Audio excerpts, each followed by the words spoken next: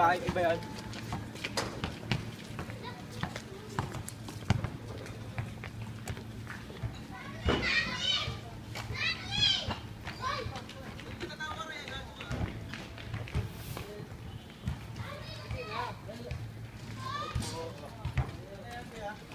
Benta po kayo?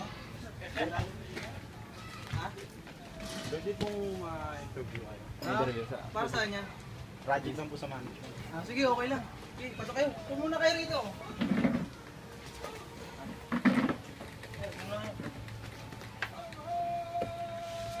Para sa ano nyo? Kaya paano kayo nagsimula from the scratch? Ano lang, totally di naman taga sa akin to eh. Parang sa pamilya na rin namin to umpisa na. Kaya yun, parang napamano na rin sa akin. Kaya ganun, parang naano ko na rin, nakasanayan ko na rin yung ano. Ba't yung po pinili itong business na ito? Kasi sabi ng mga ano ko, pamilya ko, ganda daw itong business kasi malaki daw yung kita. Hindi katulad ng ibang business dyan. Kaya okay na rin. Makasenso ko rin naman sa ganitong business kahit mahirap, kahit madumi. Okay lang. Ano yung mga trials na dumaan yung tinake itong business na ito?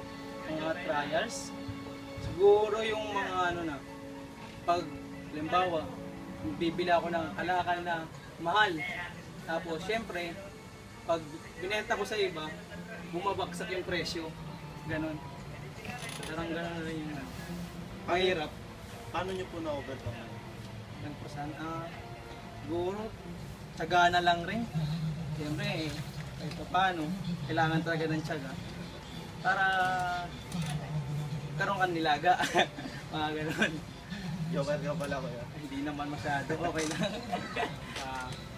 Ano ba yung mga ano nyo? Yung mga tips niyo?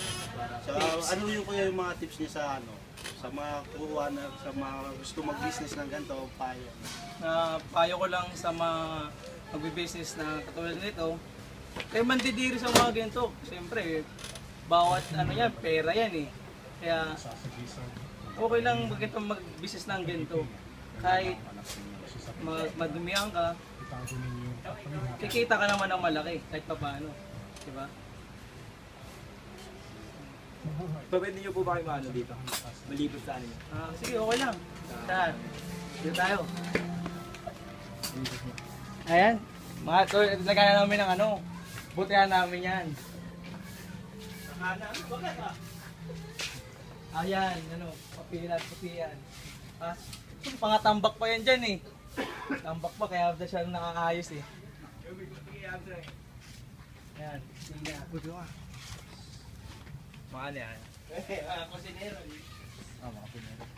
CR namin yan. CR. Kaso tambak lang talaga. Hindi siya ano na ano eh. Pasok pa ba kayo sa loob? Di na. Di na. Okay, akin. Si Suma, no? Si Uma. Pwede na ba yan? Here comes Ryan.